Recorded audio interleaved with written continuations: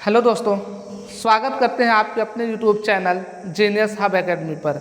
मैं विकास गुप्ता आप लोगों को साइंस चैप्टर में जो आपका साइंस में था रिफ्रैक्शन चल रहा था क्लास 10th का, क्लास 10 रिफ्रैक्शन जिसे हिंदी में कहते हैं अपवर्तन, ये चैप्टर चल रहा था साइंस में जो फिजिक्स में आता है। और इस अपवर्तन में हमने इसके पहले बहुत सारी चीज़ें पढ़ लिया था, जैसे अपवर्तन क्या होता है, अपवर्तन के क्या क्या कारण हो सकते हैं, और साथ ही साथ अपवर्तन के कुछ हमने उदाहरण भी देखे थे, जैसे पानी में डूबी हुई पेंसिल हमें तिरछी या टेढ़ी या टूटी हुई क्यों दिखाई देती है, ये भी इसका रीज़न हमने देखा था। दूसरा रीज़न हमने ये देखा था कि तालाब में जब हम लोग पैर रखने का प्रयास करते तो हमें जो उसकी गहराई है एक्चुअल में गहराई पता नहीं चलती, कुछ हमें उभरा हुआ पता चलता है, इसका भी रीज़न हमने पढ़ रखा था। साथ साथ ऐसे हमने कुछ और उदाहरण भी देख रखे थे जिसका अपवर्तन का कारण हमें वहाँ पे पता चला था कि ये सारी चीज़ें अपवर्तन के कारण हो रही थी। फिर हमने पढ़ा था लॉज ऑफ रिफ्रैक्शन के बारे में, अपवर्तन के नियम के बारे में। जैसे वहाँ परावर्तन के 2 नियम थे, वैसे यहाँ भी अपवर्तन के 2 नियम थे। पहला था आपका जो परावर्तन का नियम है सेम उसी प्रकार से था। दूसरा नियम हमने कल बहुत अच्छे तरीके से इसके पहले वाले लेक्चर्स में हमने बहुत अच्छे से डिस्कस किया था, साइन आई बटे साइन आर का मान नियतांक होता है दूसरे नियम के अनुसार। और हमने ये भी बताया था कि साइन आई बटे साइन आर का मान नियतांक क्यों होता है, कब कब ये नियतांक होगा, कब नियतांक नहीं होगा, कब साइन आई बटे साइन आर का मान चेंज हो जाएगा, ये सारी बातें हमने कल डिस्कस की थी। और आज हमें पढ़ना है उसी के आगे अपवर्तनांक के बारे में। खैर हम लोगों ने अपवर्तनांक के बारे में पढ़ ही रखा था कि कितने प्रकार के अपवर्तनांक होते हैं, 2 प्रकार के, एक आपका होता है निरपेक्ष, दूसरा होता है सापेक्ष अपवर्तनांक। ये सारा चीज़ हमने पढ़ लिया था। आज हमें कुछ टूल्स के बारे में पढ़ना है, या यूँ कहें कुछ हमें इम्पॉर्टेंट बातों के बारे में बात करना है, कुछ महत्वपूर्ण बातें, कुछ महत्वपूर्ण बातें, ये चीज़ आज हमें देखनी है। बड़ा ही अच्छी बातें हैं इसमें जो आज हम सीखेंगे कि कैसे हम अपवर्तनांक सबसे पहले पढ़ते क्यों हैं, अपवर्तनांक के क्या क्या फ़ायदे हैं, या हम अपवर्तनांक को देख करके हम ये कैसे बता सकते हैं कि लाइट कहाँ से कौन से माध्यम से आ रही है, कौन से माध्यम में जा रही है। अपवर्तनांक के फ़ायदे क्या होंगे कि अपवर्तनांक का मान हम पता करके ये बता सकते हैं कि प्रकाश की किरण विरल से सघन में आ रही है या सघन से विरल में जा रही है। ये हम बड़े आसानी से बता सकते हैं। कैसे, जरा देखना। देखो हमने फार्मूला पढ़ा था अपवर्तनांक n बराबर v1 अपान v2, ये पढ़ा था, जहाँ पर v1 क्या है, प्रथम माध्यम में प्रकाश की चाल। v1 क्या है, प्रथम माध्यम में प्रकाश की चाल। और v2 क्या है, द्वितीय माध्यम में प्रकाश की चाल, द्वितीय माध्यम में प्रकाश की चाल। अब एक बात जरा ध्यान से सुनना। तो हमने ये पूछ लिया, अगर मैं कह दूं n का मान, पहला केस ले रहा हूं, केस फर्स्ट, पहला केस है कि यदि n का मान 1 से ज़्यादा है। अब एक बात बताओ, n का मान 1 से ज़्यादा कब आएगा, बता सकता है कोई? अगर इस फार्मूले से देखा जाए, जैसे देखो अगर मैंने ले लिया 4/3 तो इसका मान क्या 1 से ज़्यादा आएगा कि नहीं आएगा? आएगा ना। या मैं ले लिया 5/2, इसका मान बताओ 1 से बड़ा आएगा या नहीं आएगा? 1 से ज़्यादा आएगा ना। अच्छा, दूसरी बात क्या है, अगर हमने 6/7 ले लिया तो बताओ इसका मान क्या 1 से कम आएगा? इसका मान जो आएगा वो 1 से क्या आएगा, कम आएगा। आएगा या नहीं आएगा? तो हमें एक बात ये पता चली कि अगर 1 से मान ज़्यादा लाना है तो ऊपर वाला बड़ा होना चाहिए, नीचे वाला छोटा। क्लियर है बात? ये बात मैंने परावर्तन में भी सिखाया था। अगर ऊपर वाला मतलब अंश बड़ा है और हर छोटा है तो इसका मान 1 से हमेशा क्या होता है, बड़ा होता है ना, 1 से ज़्यादा होता है। इसका मतलब अंश हमेशा बड़ा होना चाहिए और हर छोटा, तभी 1 से ज़्यादा आएगा। इसका मतलब अगर n का मान 1 से ज़्यादा है तो इसका मतलब ये अंश बड़ा होगा। अंश में है क्या v1 और हर में क्या है v2, तो अंश बड़ा होगा हर से, मतलब V1 ग्रेटर देन V2 होगा या नहीं। इसका मतलब ये है कि जो प्रथम माध्यम में प्रकाश की चाल है, V1 क्या है, प्रथम माध्यम में प्रकाश की चाल, तो प्रथम माध्यम में जो प्रकाश की चाल है वो बड़ी है, द्वितीय माध्यम में प्रकाश की चाल क्या है, छोटी। ये बात समझ में आ गया। अब एक बात बताओ, अगर हम यहाँ से बता दें कि n का मान 1 से ज़्यादा है, तब उस केस में क्या होगा, V1 is greater than V2, V1 का मान बड़ा होगा V2 से। इसका मतलब प्रथम माध्यम में प्रकाश की चाल ज़्यादा और द्वितीय माध्यम में प्रकाश की चाल कम। अगर प्रथम माध्यम में प्रकाश की चाल ज़्यादा है तो बताओ माध्यम कैसा होगा। प्रकाश की चाल ज़्यादा कहाँ होती है, कौन से माध्यम में, विरल में या सघन में। विरल में होती है, मैंने बताया था विरल एकदम खाली स्थान होता है, वहाँ प्रकाश तेजी से जा सकता है, जबकि सघन माध्यम का मतलब बहुत घना है, वहाँ पे प्रकाश की गति क्या हो जाती है, धीमी हो जाती है। इसका मतलब प्रथम माध्यम में प्रकाश का चाल की मान ज़्यादा होना ये बताता है कि प्रथम माध्यम कैसा है, विरल है, प्रथम माध्यम कैसा है, और द्वितीय माध्यम सघन। बात क्लियर है।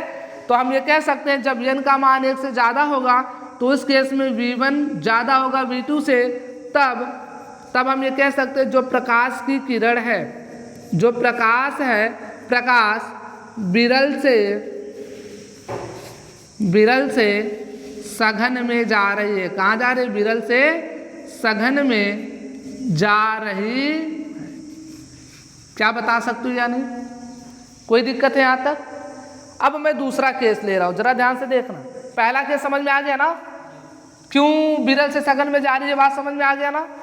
ऐसा इसलिए क्योंकि प्रथम माध्यम में प्रकाश की चाल क्या हो जाएगी, ज़्यादा हो जाएगी। कब, जब n का मान 1 से ज़्यादा होगा।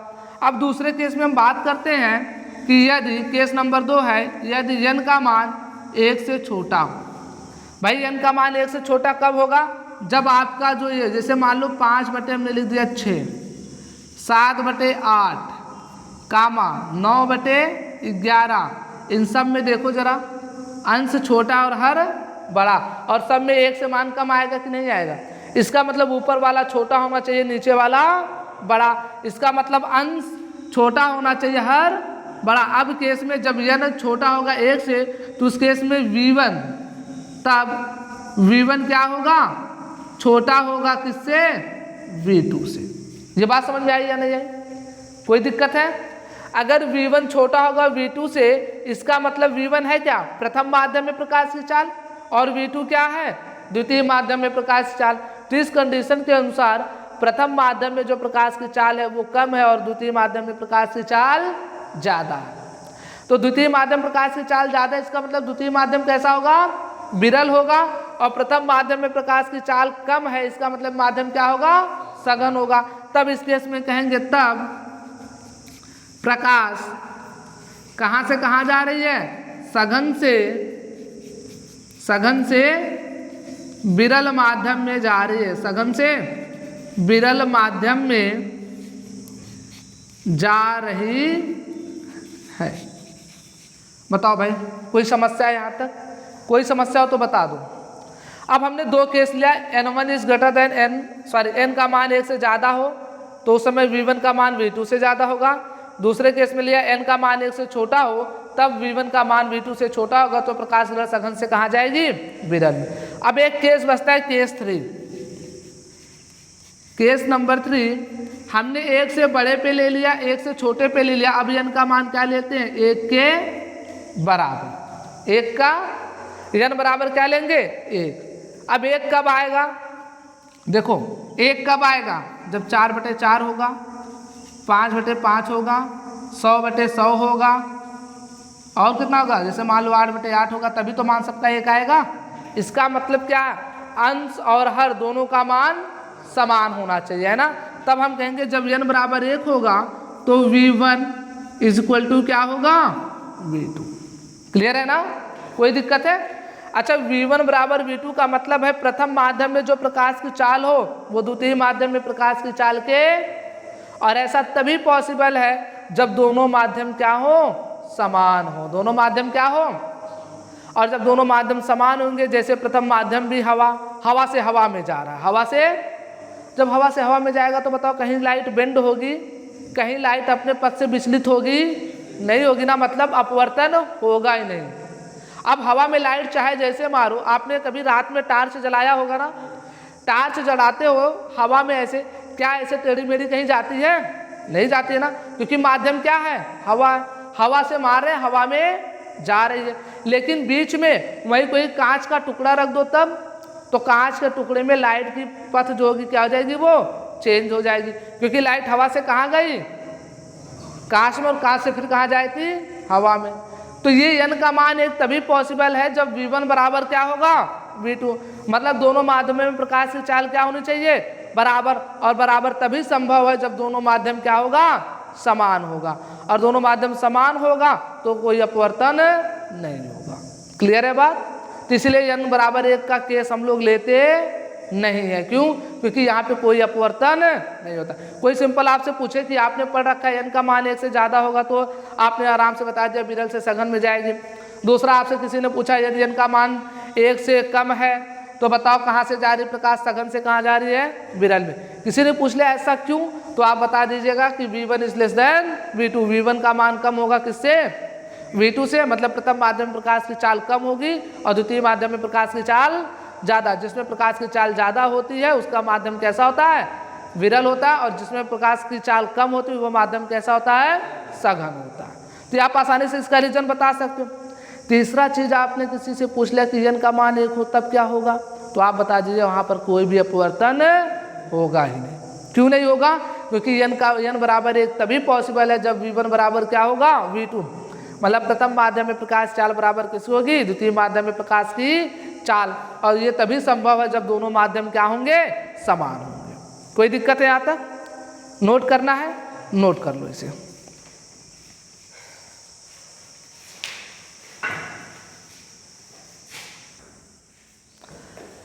तो चलिए आप लोगों ने नोट कर लिया होगा। थोड़ा अब इसे मिटाते हैं और पढ़ते थोड़ा सा और अपवर्तनांक के बारे में पढ़ते हैं। देखते हैं कि और क्या क्या अपवर्तनांक का मान ज़्यादा होने से या कम होने से क्या क्या माध्यम में कौन कौन सी माध्यम होगी। एक बात और ज़रा सुन लो, यदि n का मान ज़्यादा है, ध्यान से सुनना, यदि n का मान ज़्यादा है तो इसका मतलब वो माध्यम कैसा होगा? सघन होगा। माध्यम कैसा होगा? सघन। याद रख लेना, n का मान यदि ज़्यादा है तो माध्यम कैसा होगा? सघन। और यदि n का मान कम होगा तो वो माध्यम कैसा होगा? विरल। ये भी नोट कर लो बहुत अच्छे तरीके से। n का मान ज़्यादा है तो क्या होगा? सघन होगा। और यदि n का मान कम है, देखो ये एरो जो नीचे बनाया जाता है इसका मतलब क्या होता है? कम को दिखाया जाता है। और एरो ऊपर का मतलब क्या होता है? ज़्यादा। तो n का मान ज़्यादा होने से माध्यम सघन होता है तथा n का मान कम होने से माध्यम कैसा होता है? विरल होता है। कोई दिक्कत है यहाँ तक? अब इसके बाद थोड़ा सा एंगल वाली बात हम समझते हैं कि कैसे एंगल से हम पता पाएंगे कि माध्यम विरल है या सघन। कौन से माध्यम से लाइट कहाँ जा रही है और कहाँ नहीं। क्लियर है बात? अब एक बात जरा बताते हैं यहाँ पे, ये लिख लिया आप लोगों ने, नोट कर लिया? अब देखो हम फिगर बनाने का प्रयास करते हैं और आपको समझाते हैं। देखो हमारे पास दो फिगर बना रहे हैं। ये पृथककारी पृष्ठ है,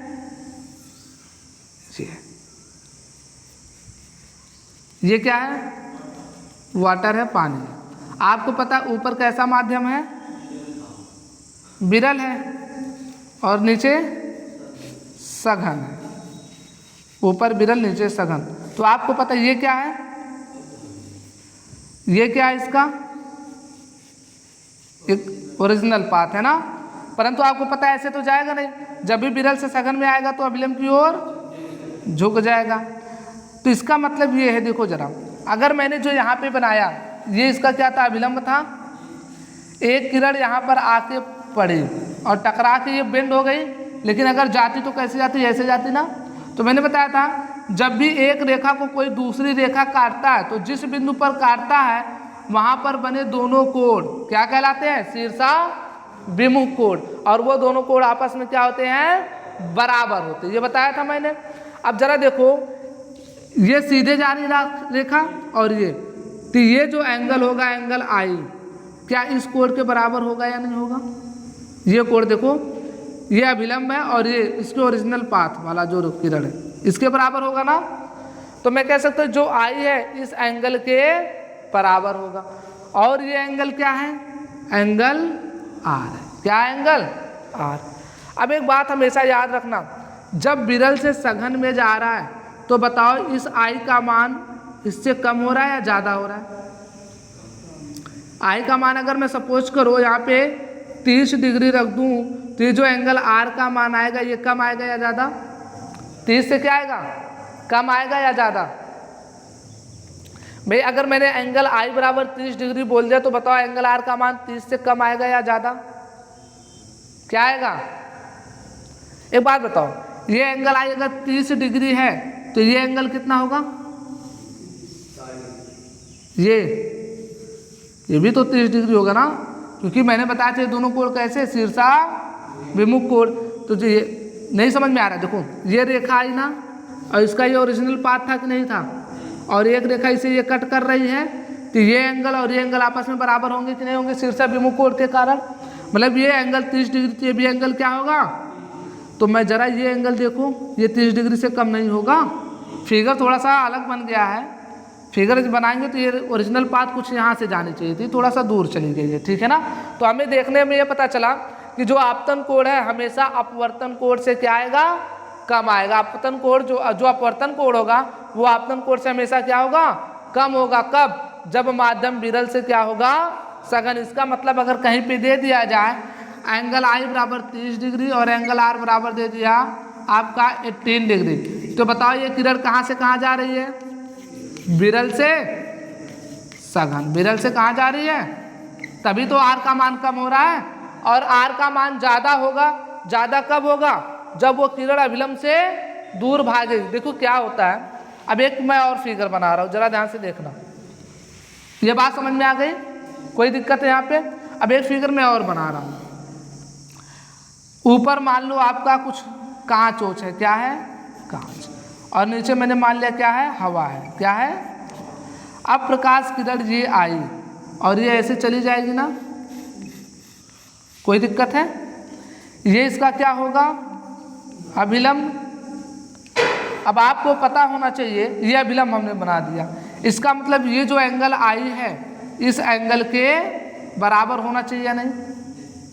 होना चाहिए कि नहीं होना चाहिए? क्यों? क्योंकि शीर्षा विमुख कोण है। लेकिन आपको पता है जो ये किरण आई जाना तो इसे ऐसे चाहिए था, परंतु ये कहाँ से आ रही है? सघन से विरल में आ रही है, तो अभिलंब से दूर भागेगी। मतलब इधर ना आकर अभिलंब से दूर जाना ऐसे चाहिए था, जाएगी कैसे? ऐसे होकर के निकल जाएगी। अब अभी हमने आपको बताया ये जो कोण है इस कोण के बराबर होगा। अब एंगल आर क्या हो जाएगा? यही तो होगा ना एंगल आर। अगर इतना होता एंगल आर तो हम बता देते एंगल आई एंगल आर के बराबर है, परंतु ये इतना बढ़ गया ना, इसका मतलब एंगल आई से एंगल आर का मान क्या हो गया? ज़्यादा हो गया। और जब जब मान लो अगर एंगल दे दिया आई बराबर 30 डिग्री और एंगल आर बराबर दे दिया 45 डिग्री, तो इसका मतलब ये कहाँ से आ रही? सघन से विरल। सघन से। क्लियर है बात? कोई समस्या है? तो अब एंगल से आपको पहचान में आ जाए। कोई बोले एंगल दे दे आपको, आपतन कोण अपवर्तन कोण का मान आपको दे दे, तो आप तुरंत बता सको कि माध्यम कौन से माध्यम से प्रकाश किरण कौन से माध्यम में जा रहे हैं। अगर एंगल आई का मान कम है एंगल आर का मान ज़्यादा है तो इसका मतलब क्या है? सघन से कहाँ आ रही है? विरल में। अगर एंगल आई का मान ज़्यादा है और एंगल आर का मान कम है, इसका मतलब विरल से कहाँ आ रही है? सघन में आ रही है। क्लियर है बात? अगर दोनों एंगल सेम हो गए तब, अगर दोनों एंगल सेम हो गए तब जितने एंगल पर डाला जा रहा है उतने ही एंगल पर निकल जा रही है, तो इसका मतलब कोई भी अपवर्तन नहीं हो रहा है। कोई भी अपवर्तन नहीं हो रहा है। और एक केस में और हो सकता है, जब हम इसी के ऊपर डाल दें, अभिलंब के ऊपर डाल देते तो एंगल क्या बन जाएगा? 0 डिग्री, तो वो सीधे निकल जाएगी एंगल आर 0 डिग्री के बराबर। समझ में आ रही बातें? कोई दिक्कत है? इसलिए वहाँ पे कोई भी रिफ्रैक्शन नहीं होता। कोई दिक्कत है भाई? अब आपको देखो एक चीज़ और, कैसे क्वेश्चन को घुमाकर पूछा जा सकता है, मैं वो तरीका बता रहा हूँ। जैसे दे दिया आपको एंगल आई बराबर दे दिया, एंगल आई बराबर दे दिया आपको 30 डिग्री। कितना दे दिया? 30 डिग्री। ठीक है। और फिर एंगल आई ना दे करके, एंगल आर ना दे करके आपको ये वाला एंगल दे दिया। सपोज करो ये वाला एंगल, ये वाला एंगल दे दिया भाई, एंगल इसे कोई कुछ एंगल मान करके वो दे दिया, अगर फिगर बना करके सपोज करो एंगल आपका डी दे दिया और एंगल डी बराबर दे दिया 60 डिग्री। कितना दे दिया? 60 डिग्री। ध्यान से सुनना, एंगल आई बराबर 30 डिग्री दे दिया, सॉरी एंगल आई बराबर कितना दे दिया? 60 डिग्री। तो ये एंगल भी आपको दे दिया, तो ये एंगल भी कितना हो जाएगा? 60 डिग्री हो जाएगा। सॉरी ये एंगल 60 डिग्री हो जाएगा कि नहीं? अब आपको पता है ये एंगल आई बराबर इस एंगल आर के होगा। अगर आपको ये एंगल पता करना है तो आप कैसे पता करोगे? कैसे पता करोगे वो एंगल कि कितनी बेंड होकर के उधर गई है? बताओ भाई, बता सकते हो कैसे पता करोगे? चलो जाने दो, छोड़ो, तुम लोग बता रहे। पसंद इतनी बात समझ में आ गई ना? जो हमने बताया ये थोड़ा दूसरे लेवल का हो जाएगा, जब क्लास 12th में आओगे तो हम ये बात बताएंगे, ठीक है? अभी छोड़ दो इसके बारे में। ये बात समझ में आ गई? अगर एंगल आई का मान कम है और एंगल आर का मान ज़्यादा है तो इसका मतलब कौन से माध्यम में आ रही है? विरल से सघन में आ रही ना। अरे आप सघन से कहाँ जा रही है? विरल में जा रही है। एंगल आई का मान कम है, एंगल आर का मान ज़्यादा। दूसरे केस में अगर एंगल आई का मान ज़्यादा और आर का मान कम है तो इसका मतलब कहाँ से आ रही है? विरल से सघन में। कोई दिक्कत है यहाँ तक? नोट करना, इसमें नोट कर लो फिर।